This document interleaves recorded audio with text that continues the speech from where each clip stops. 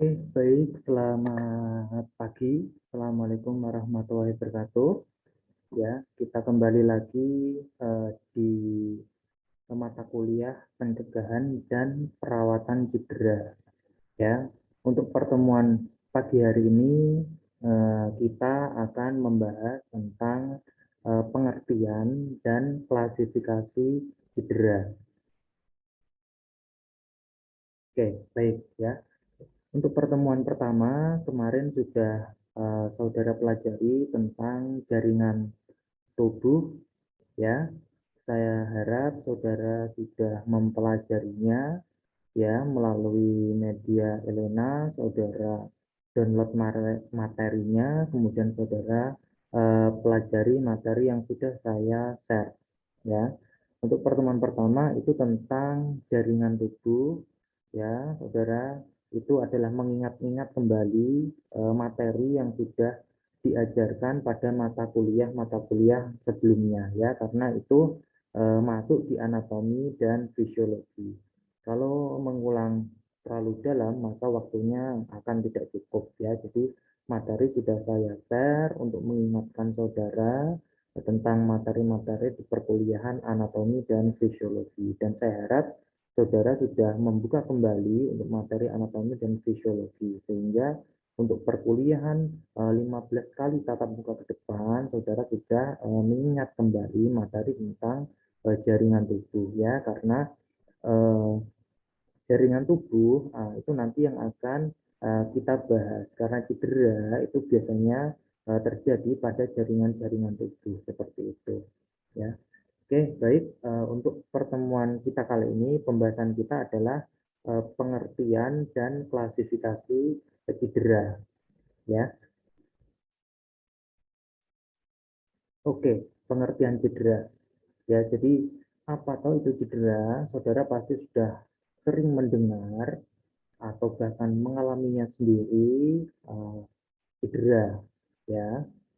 Tapi apakah saudara sudah tahu jadi pengertian dari cedera itu sendiri, ya? Jadi eh, cedera itu adalah suatu akibat dari gaya-gaya yang bekerja pada tubuh atau sebagian anggota tubuh yang melampaui kemampuan tubuh untuk mengatasinya, ya, baik berlangsung cepat atau jangka panjang seperti itu, ya. Jadi anggota tubuh itu terkena gaya-gaya dari luar, tetapi anggota tubuh itu tidak kuat untuk menahannya, ya, sehingga terjadilah cedera. Nah, itu definisi dari cedera. Kemudian ada juga lagi hasil dari suatu tenaga atau kekuatan yang berlebih pada tubuh sehingga tubuh tidak mampu menahan atau menyesuaikan diri. Ya, jadi cedera itu tubuh itu terkena gaya dari luar yang gaya itu lebih besar dari kemampuan tubuh untuk mengatasinya. Itu namanya cedera, ya. Nah, terus apa itu cedera olahraga? Ya. Jadi kalau cedera kan saudara sudah tahu, ya, pengertiannya. Kalau cedera olahraga ya hampir sama tapi dikaitkan dengan olahraga seperti itu. Nah, ini. Jadi cedera olahraga adalah eh, rasa sakit yang ditimbulkan akibat suatu tenaga atau kekuatan yang berlebih pada tubuh saat berolahraga, sehingga tubuh tidak mampu menahan atau menyesuaikan diri dan dapat menimbulkan luka dan rusak pada otot atau sendi dan organ-organ yang lain, ya. Jadi kalau cedera olahraga itu tubuh tidak dapat menahan gaya atau kekuatan dari luar yang melebihi kekuatan tubuh yang terjadi pada kegiatan berolahraga, ya, sehingga menimbulkan rasa nyeri. Nah, itu namanya cedera olahraga, ya. Kalau definisi cedera olahraga, itu saudara bisa mendefinisikan sendiri, ya.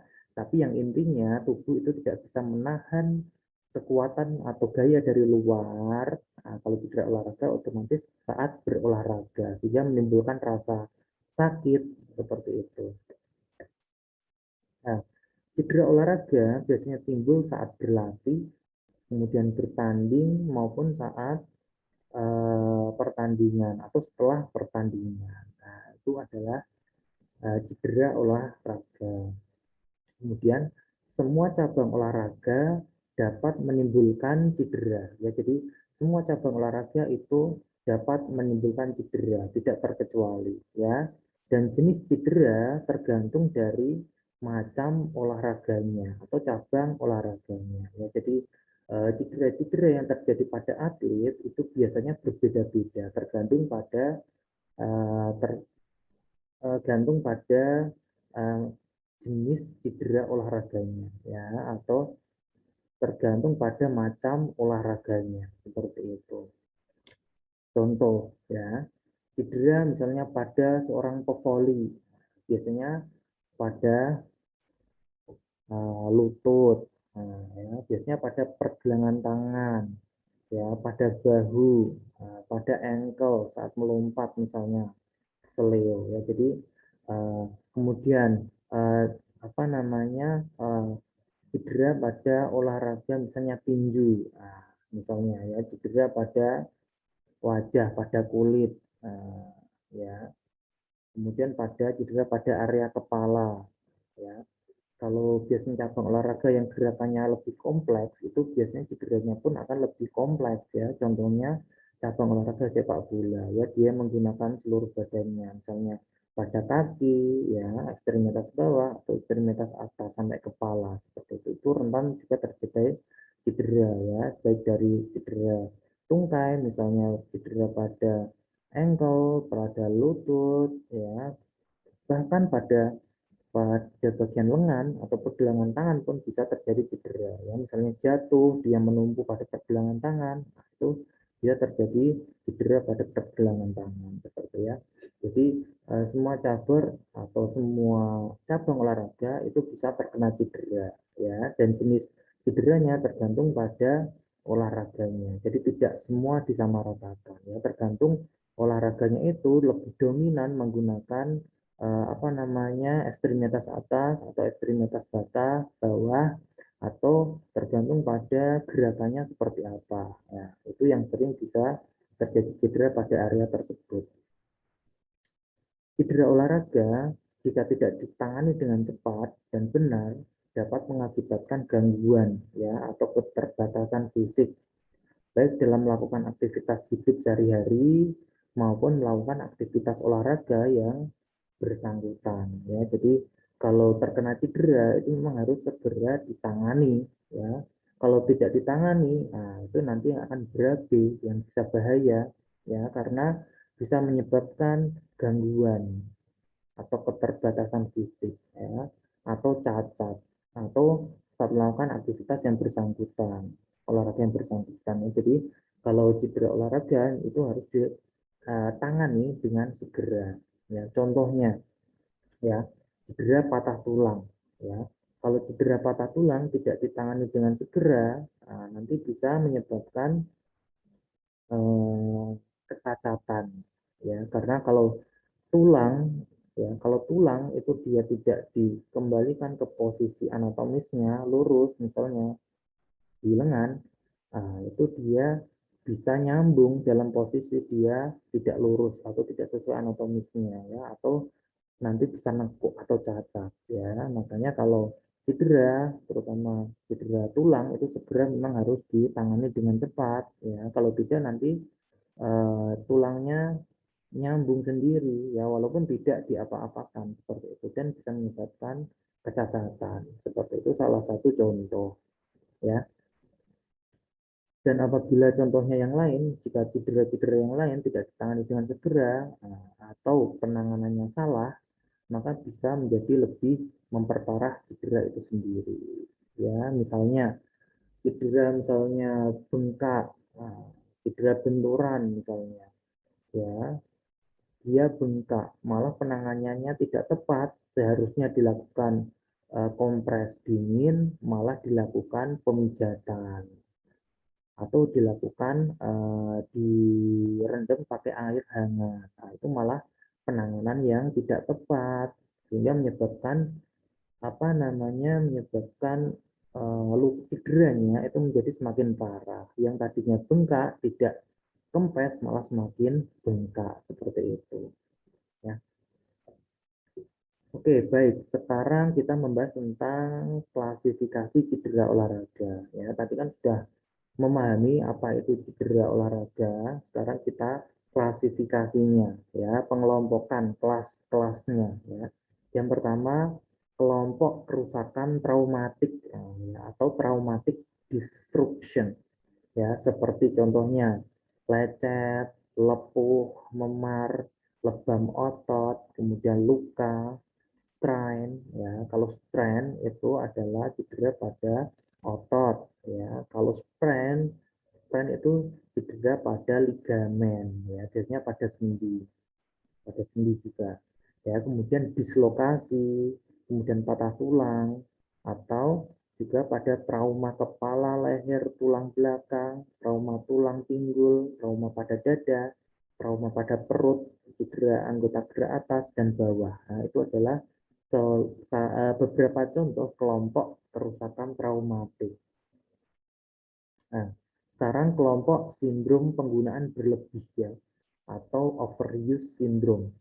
Cedera olahraga yang lebih spesifik yang berhubungan dengan jenis olahraganya ya, seperti tenis elbow ya, golfer elbow, swimmer shoulder, jumper knee, stress faktor pada tungkai dan kaki ya. Itu adalah eh, nama-nama cedera ya. Misalnya tenis elbow, nah, itu adalah cedera yang sering dijumpai pada apa tenis ya. Golfer elbow, nah, itu juga sering dijumpai pada pegolf. Atau swimmer shoulder ya, itu pada cedera-cedera yang ditemui pada seorang perenang, shoulder bahu bahu seorang perenang. Jumper knee, nah, itu juga sama ya, pada lutut seperti itu. Klasifikasi cedera itu dibedakan berdasarkan waktu terjadinya ya. Ada cedera akut dan juga ada cedera kronis ya.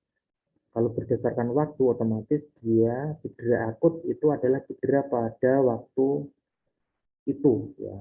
Jadi seketika pada waktu itu namanya cedera akut. Kalau cedera kronis itu adalah cedera yang sudah lama atau berkelanjutan sedikit demi sedikit, lama-lama dia menjadi cedera yang parah ya. Kemudian berdasarkan berat ringannya cedera ya, ada cedera tingkat 1, ada tingkat 2, dan juga ada tingkat 3 ya. Kemudian berdasarkan jaringan yang terkena ya, ada jaringan lunak, ada juga jaringan keras ya. Kemudian berdasarkan lokasi cederanya ya, otomatis ada beberapa. Nah, sekarang kita bahas ya, cedera akut. Cedera akut itu adalah cedera yang baru saja terjadi ya, yang baru saja terjadi.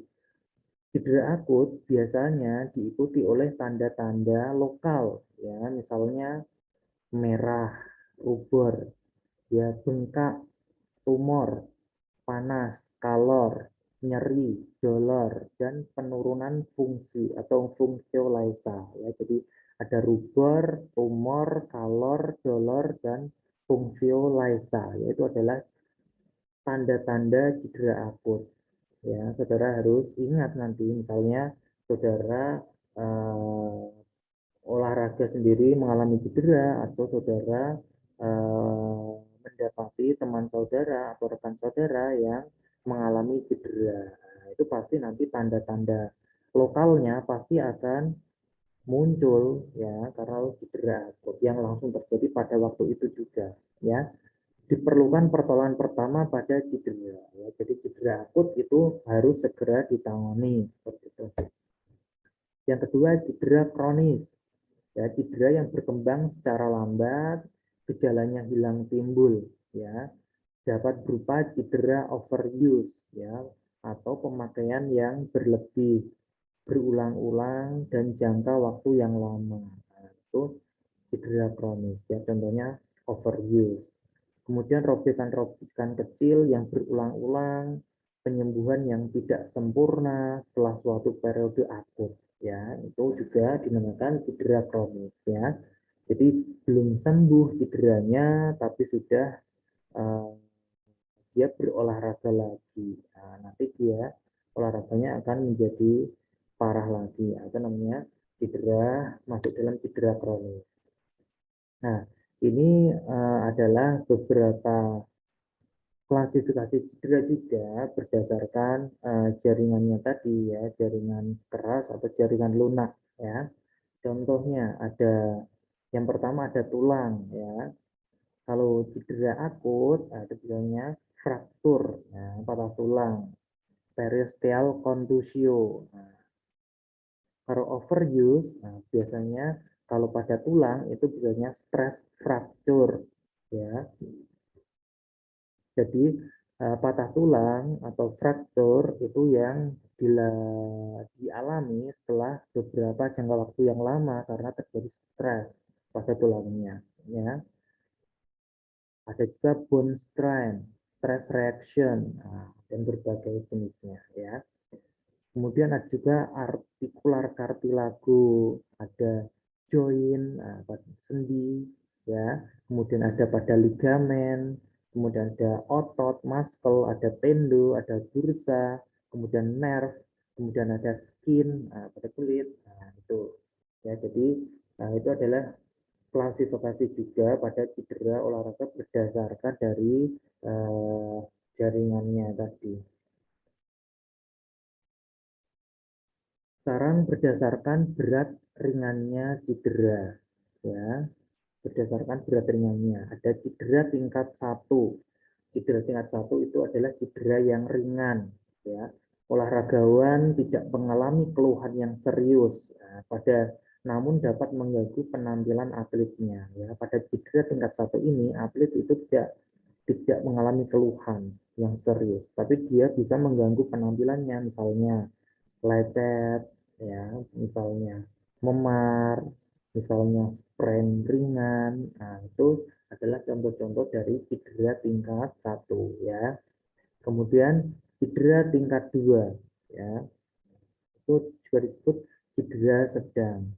Tingkat kerusakan jaringan itu lebih nyata, berpengaruh pada performa atlet ya. Jadi cedera tingkat 2 ini atlet itu sudah terpengaruh performanya dan kerusakannya itu lebih nyata ya. Terdapat tanda inflamasi ya. Pada cedera tingkat 2 itu sudah ada tanda-tanda inflamasinya ya. Inflamasi itu tanda-tanda peradangan ya. Contohnya yang kita sebutkan tadi pada cedera akut ya, ada nyeri, ada bengkak, ada merah, ada gangguan fungsi ya, ada tadi ya, ada tudor color ya, fungsio lesa. Nah,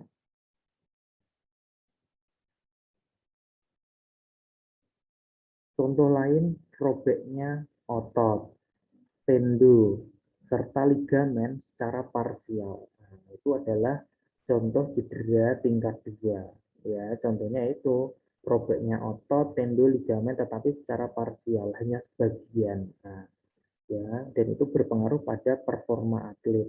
Nah, itu cedera tingkat 2 atau sedang. Kemudian cedera tingkat 3 atau cedera berat. Atlet perlu penanganan intensif ya, istirahat yang total, mungkin perlu tindakan medis lebih lanjut ya. Jadi cedera tingkat 3 ini ada cedera yang sangat yang lumayan berat ya, karena atlet itu dia harus istirahat total, mendapatkan penanganan yang insentif, yang intensif ya, dan jika perlu harus menggunakan tindakan medis lebih lanjut ya. Contohnya robek ligamen secara lengkap. Jadi ligamennya itu robek, robek tapi secara lengkap. Nah, bahkan juga putus. Nah, itu perlu tindakan medis ya, perlu dilakukan operasi untuk menyambung ligamennya ya.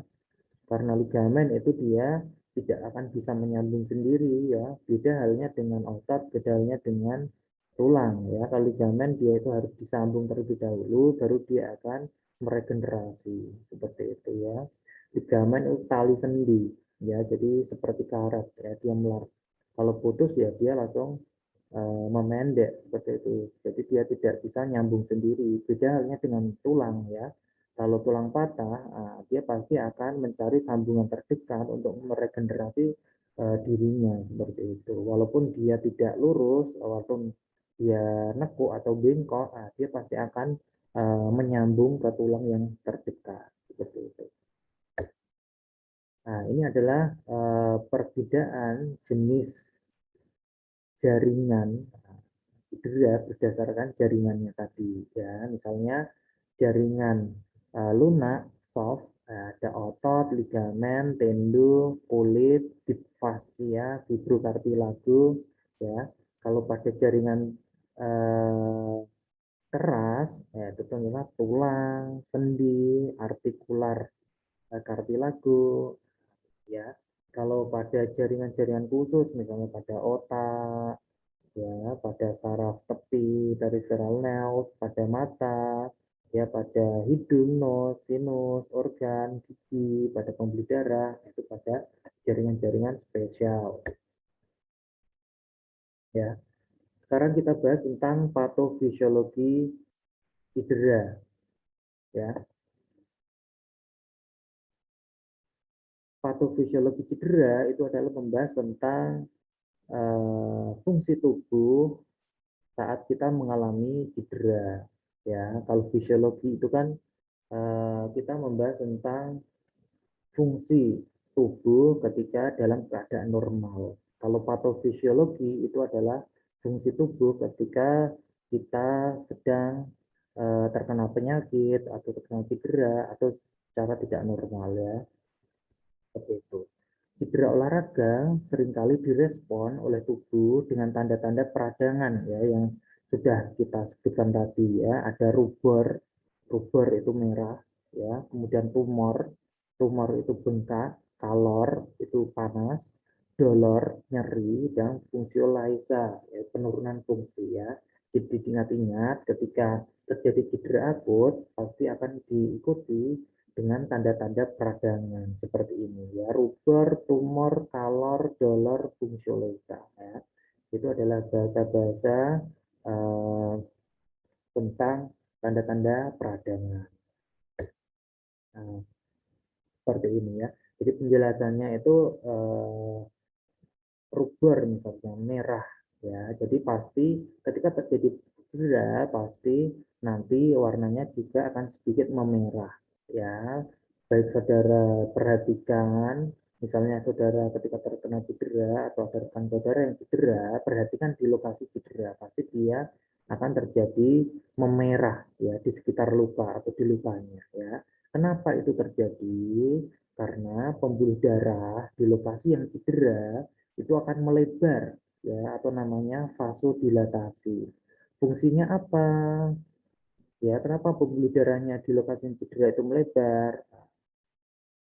Fungsinya itu tubuh itu ingin mengirim lebih banyak nutrisi dan oksigen dalam rangka mendukung penyembuhan ya. Jadi tubuh kita itu sangat canggih sekali ya. Jadi ketika uh, jaringan di dalam tubuh kita itu terjadi kerusakan, maka tubuh itu pasti akan merespon ingin melakukan penyembuhan ya. Makanya ada namanya tanda peradangan merah ini ya. Jadi pembuluh darahnya itu di lokasi yang cedera itu dia melebar ya sehingga akan terkirim lebih banyak nutrisi dan juga oksigen dalam rangka mendukung penyembuhan ya. Jadi tubuh ingin menyembuhkan lokasi yang cedera dengan cara dia melebarkan pembuluh darah di lokasi yang cedera ya. Makanya pelebaran pembuluh darah ini yang mengakibatkan lokasi terjadinya cedera itu terlihat lebih merah atau rubor ya. Jadi tahu ya, jadi rubber itu memerah itu karena pelebaran pembuluh darah di area lokasi cedera ya. Fungsinya untuk apa? Untuk mengirimkan lebih banyak nutrisi dan oksigen dalam rangka mendukung penyembuhan ya. Itu adalah tubuh yang merespon sangat cepat terhadap cedera. Yang kedua adalah bengkak tumor. Cairan darah yang banyak yang dikirim di lokasi cedera itu akan merembes keluar dari kapiler menuju ruang antar sel dan menyebabkan pembengkakan atau namanya tumor. Jadi semuanya saling berkesinambungan ya. Jadi tubuh tadi mengirimkan banyak nutrisi dan oksigen ke area yang cedera dengan cara melebarkan pembuluh darah di area yang cedera. Jadi nanti darah otomatis yang membawa nutrisi dan membawa oksigen itu akan lebih banyak dialirkan ke anggota yang ke jaringan yang terjadi cedera, ya. Kemudian cairan itu dia merembes keluar dari kapiler menuju ke ruang antar sel sehingga menyebabkanlah terjadinya pembengkakan seperti itu, ya. Dan ini biasanya kalau pada cedera itu makanya dikasih kompres es, ya. Salah satu tujuannya adalah mengurangi pembengkakan, ya, sehingga meminimalisir terjadinya pembengkakan dengan cara kalau tubuh di jaringan dikasih kompres es, maka vasodilatasinya atau pelebarannya dia tidak akan terlalu lebar, ya, karena es itu kan dia apa namanya bisa mengurangi pembengkakan dengan cara mengurangi vasodilatasi yang berlebihan seperti itu.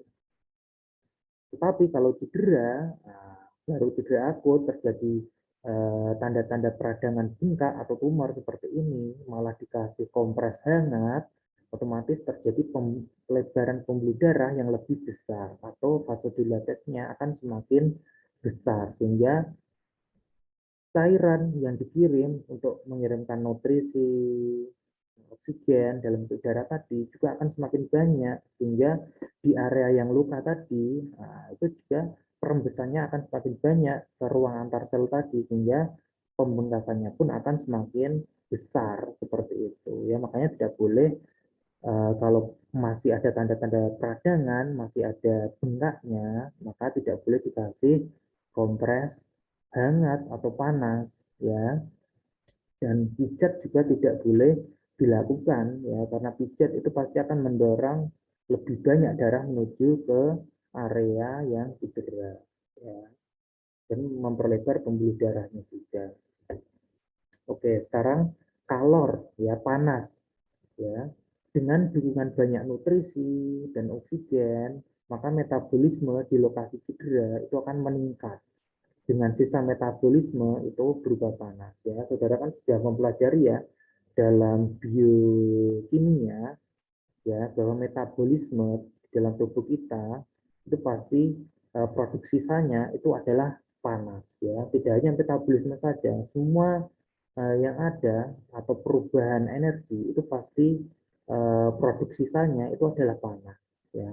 Contoh perubahan energi dari panas, misalnya perubahan energi dari listrik menjadi cahaya, itu juga produknya akan panas. Contohnya apa? Lampu, itu kan perubahan energi dari listrik menjadi energi cahaya. Nah, itu pasti produknya itu pasti panas. Contohnya lampunya saudara pegang pasti panas, ya. Contoh lagi perubahan energi dari energi listrik menjadi energi gerak, nah, ya. Contohnya kipas, ya, baling-balingnya akan gerak, itu juga akan produksinya pasti panas. Saudara pegang kipasnya, mesinnya pasti panas, ya. Kalau enggak televisi, ya, energi listrik menjadi energi cahaya dan juga energi ya energi cahaya. Nah, ya, perubahan energi. Nah, itu juga saudara pegang TV-nya pasti panas, ya. Jadi segala perubahan energi itu pasti akan meninggalkan produksi sisa berupa panas, ya. Metabolisme juga sama, ya, dari energi kimia menjadi energi yang bisa digunakan tubuh itu juga menghasilkan panas, ya. Oke, kondisi inilah yang menyebabkan lokasi cedera akan lebih panas dibandingkan dengan lokasi yang lain, ya, karena terjadi metabolisme di dalam area yang cedera karena banyak nutrisi dan oksigen yang ke sana untuk proses penyembuhan, maka cedera pada area tersebut maka akan lebih panas dibandingkan dengan lokasi yang lain. Seperti itu. Kemudian nyeri. Tumpukan sisa metabolisme dan zat kimia lain akan merangsang ujung saraf di lokasi cedera dan menimbulkan nyeri atau dolor, ya. Rasa nyeri juga dipicu oleh tertekannya ujung saraf karena pembengkakan yang terjadi di lokasi yang cedera, ya. Jadi semua saling berkesinambungan. Ya, kemudian fungsi lysa. baik rubor, tumor, kalor, maupun dolor itu akan menurunkan fungsi organ atau sendi di lokasi cedera yang dikenal dengan istilah fungsiolaisa, ya, atau penurunan fungsi, ya. Jadi eh, itu adalah tanda-tanda peradangan yang dialami ketika terjadi cedera akut, ya, pasti diikuti tanda-tanda peradangan rubor, tumor, kalor, dolor, atau fungsiolaisa seperti itu. Nah, ini diagram ya. Ini yang pertama, injury yang cedera yang disebabkan oleh jaringan yang rusak, itu dia tubuh akan melepaskan zat kimia ke jaringan yang rusak. Kemudian terjadilah vasodilatasi. Ya, kemudian aliran darah itu meningkat ke area yang cedera sehingga terjadi redness, merah, kemudian pain, nyeri, swelling, pembengkakan, ya, terjadi pembengkakan, kemudian juga terjadinya penurunan fungsi seperti itu. Oke, baik. Sekarang kita membahas tentang proses penyembuhan pada muskuloskeletal, ya, otot dan rangka. Proses penyembuhannya ada pada fase pertama, ya, itu adalah pada fase inflamatori atau fase peradangan. Fase peradangan itu biasanya terjadi 3 sampai 4 hari, ya. Jadi peradangan itu 3 sampai 4 hari. Pada fase ini otomatis harus dilakukan metode RICE, ya, atau sekarang juga bisa dilakukan tambahannya price, ya. Kalau dulu RICE, sekarang jadi price. P-nya itu adalah protection, perlindungan, ya. Jadi fase ini 3 sampai 4 hari, ya. Nah, pada fase inflamasi atau peradangan, itu biasanya diikuti oleh swelling, yang pembengkakan, head, panas, atau altered fungsi, atau berkurangnya fungsi atau tanda-tanda peradangan tadi. Ya, kemudian penanganannya harus dilakukan metode RICE, ya, atau price. Price P-nya itu protection, perlindungan, ya. Jadi misalnya kalau eh, sedang terjadi cedera, maka yang pertama adalah dilakukan perlindungan pada area yang cedera. Kemudian rest, istirahat. Ya, istirahat di 2 sampai 3 hari dengan imobilisasi atau tanpa gerakan, ya. Itu akan lebih mempercepat penyembuhan, ya, daripada kalau dilakukan aktivitas-aktivitas yang lain, dia akan lebih lama penyembuhannya, ya. Jadi kalau mau ingin cepat sembuh, ya dilakukan imobilisasi di area yang cedera 2 sampai 3 hari, ya. Kemudian I-nya itu ice, ya, terapi es, ya.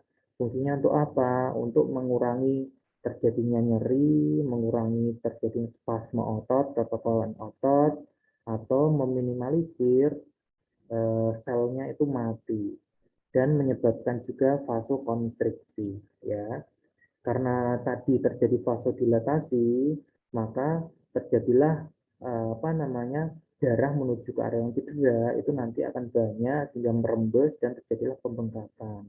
Dengan dilakukan kompres es ini, maka vasodilatasi tadi akan berkurang, ya, karena es itu kan menyebabkan vasokonstriksi atau mengurangi vasodilatasi yang berlebih sehingga dia juga akan mengurangi pembengkakan.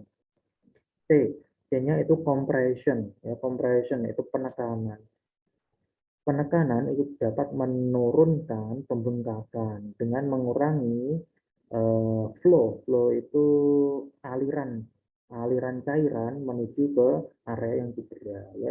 Dengan cara dikurangi aliran cairan atau darah tadi ke area yang luka, itu juga akan mengurangi pembengkakan dengan cara di penekanan, ya, baik penekanan atau dilakukan kompres es, itu adalah fungsinya untuk mengurangi cairan yang menuju ke area cedera sehingga pembengkakannya juga akan menjadi berkurang, ya. Kemudian E, Elevation. Elevation itu meninggikan, ya, meninggikan area yang luka lebih tinggi daripada posisi jantung. Ya, fungsinya buat apa? Untuk mengurangi pembengkakan dengan apa namanya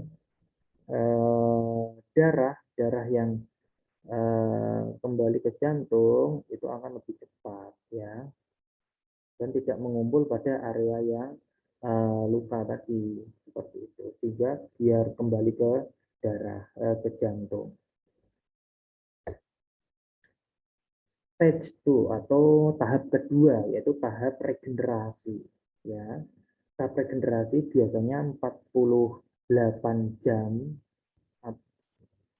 lebih, ya. 48 jam lebih itu sudah masuk tahap regenerasi, ya. Tadi kan tahap pertama itu dia 3 sampai 4 hari, ya. Pada ini kan inflamasi. Pada tahap 2 regenerasi itu sudah dimulai pada setelah 2 hari atau 48 jam. Itu sudah mulai terjadi regenerasi. Ya, setelah 2 hari sudah mulai terjadi regenerasi setelah cedera sampai berminggu-minggu, ya, tergantung dari tingkat cederanya, ya. Jadi penyembuhan atau regenerasinya itu dimulai pada 2 hari setelah terkena cedera sampai berminggu-minggu, tergantung dari tingkatan cederanya, ya. Pada fase 2 ini juga terjadi penggantian jaringan. Jadi jaringan-jaringan yang sudah rusak atau yang sudah mati itu mulai diganti, ya, dan mulai kembalinya fungsinya lagi. Fungsi fungsi jaringan yang cedera itu sudah mulai kembali, ya, berangsur-angsur kembali. Kemudian stage 3 yaitu adalah remodeling, ya, fase remodeling. Ya, bisa berminggu-minggu sampai setahun, ya. Jadi pada fase ini place sport specific force on the area to increase strength, ya. Jadi harus dilakukan latihan-latihan tertentu, latihan kekuatan pada area-area yang mengalami cedera sehingga terjadi peningkatan kekuatan, ya. Stress without distress, ya, jadi dilakukan pembebanan tapi jangan terlalu berat-berat, ya. Will need to progress as the injury recover and strength and stability come back, ya. Jadi membutuhkan sebuah progres untuk mengembalikan cedera, hal untuk mengembalikan yang cedera tadi, dan juga untuk kekuatan dan stabilitasnya itu akan kembali. Jadi memerlukan sebuah proses. Oke, baik, terima kasih, ya. Jadi pada pertemuan kali ini kita sudah mempelajari tentang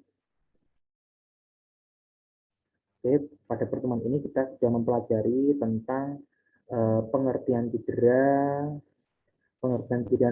pengertian dengan tentang klasifikasi cedera, kemudian proses penyembuhan dari muskuloskeletal, ya. Saya harap saudara sudah memahami materi, ya. Kalau saudara masih belum paham, ya, silakan diputar kembali, ya. Jadi saya harap saudara melakukan pengayaan lagi materi-materi, ya. Jadi saya harap saudara melakukan pengayaan lagi, ya, dari materi-materi yang sudah saya sampaikan. Jadi dosen itu tidak akan menjelaskan sedetail mungkin, ya. Jadi dosen itu memberikan apa namanya memberikan sebuah rangsangan fasilitator, ya, sehingga saudara itu lebih ingin tahu lagi tentang materi yang sudah disampaikan, sehingga saudara itu akan mencari dari sumber-sumber yang lain seperti itu, ya. Oke, baik. Pada kali ini saya akan memberikan beberapa kuis ya, silakan dijawab ya. Nanti jawabannya silakan ditulis ya di kertas atau diketik. Nanti saya akan buatkan di Elena quiz. Quiznya itu dari yang saya sampaikan lewat rekaman video Zoom ini ya. Oke, silakan disimak baik-baik pertanyaan dari saya. Ini pilihan ganda ya. Oke, nomor 1. Segala macam cedera yang timbul, baik pada waktu latihan maupun pada waktu berolahraga atau pertandingan, ataupun sesudahnya, dan tulang, otot, tendon, serta ligamen disebut A. Injury, B. Sport injury, C. Injury center, D. Salah semua, E. Ligamen injury. Ya, silakan dijawab. Nomor 2. Menyehatkan badan, memberi kebugaran jasmani selama cara-cara melakukannya sudah dalam kondisi yang benar. Pernyataan tersebut merupakan tujuan olahraga, A. B. Manfaat olahraga, C. Fungsi olahraga, D. Efek olahraga, E. Dampak olahraga. Nomor 3. Sebagai suatu akibat daripada gaya-gaya yang bekerja pada tubuh atau sebagian daripada tubuh di mana melampaui kemampuan tubuh untuk mengatasinya, pernyataan tersebut merupakan A. Luka, B. Pengertian strain, C. Sprain, D. Pengertian cedera, E. Dislokasi sendi. Nomor 4. Beberapa faktor yang mempunyai peran perlu diperhatikan agar dapat memperkecil cedera, antara lain A. Sarana, B. Jenis kelamin, C. Usia, D. A dan C. E. Semua benar.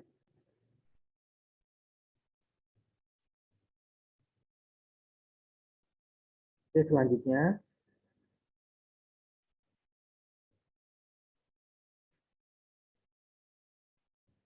rasa sakit yang ditimbulkan karena olahraga sehingga dapat menimbulkan cacat, luka, dan rusak pada otot atau sendi serta bagian lain dari tubuh disebut A. Kram, B. Cedera olahraga, C. Sprain, D. Sprain, E. Ligamen.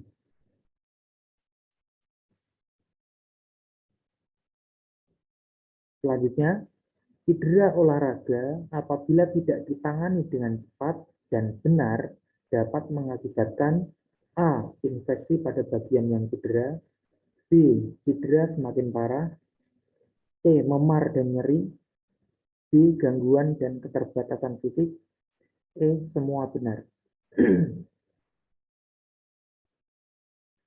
Oke, nomor selanjutnya.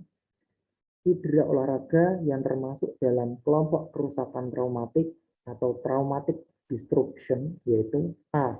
Sprain sendi, B. Stress fracture, C. Tennis elbow, D. A dan B, E. Benar semua. Oke, terakhir. Cedera olahraga yang termasuk dalam kelompok sindroma penggunaan berlebih atau overuse syndrome yaitu A. Cedera anggota gerak atas dan bawah, B. Sprain sendi, C. Jumper knie, D. Jawaban B dan C benar, E benar semua. Oke, itu adalah soal evaluasi pada pertemuan kedua ini ya tentang pengertian dan juga klasifikasi cedera ya. Silakan jawabannya dikirim via Elena, nanti saya buatkan kuis di Elena, saudara mengisi jawaban dari soal-soal tadi atau tidak nanti menunggu instruksi lebih lanjut dari saya. Nanti jawabannya mau dikirim lewat apa ya. Oke, saya rasa itu untuk materi pada pagi hari ini ya, materi tentang pengertian dan klasifikasi cedera olahraga. Ya, kalau saudara belum paham, silakan diulang lagi video ini, diputar kembali dan dipahami, dan juga saudara silakan baca dari berbagai sumber dan referensi lain yang terkait dengan pencegahan dan penanganan cedera olahraga. Ya, baik, saya akhiri. Selamat pagi. Assalamualaikum warahmatullahi wabarakatuh.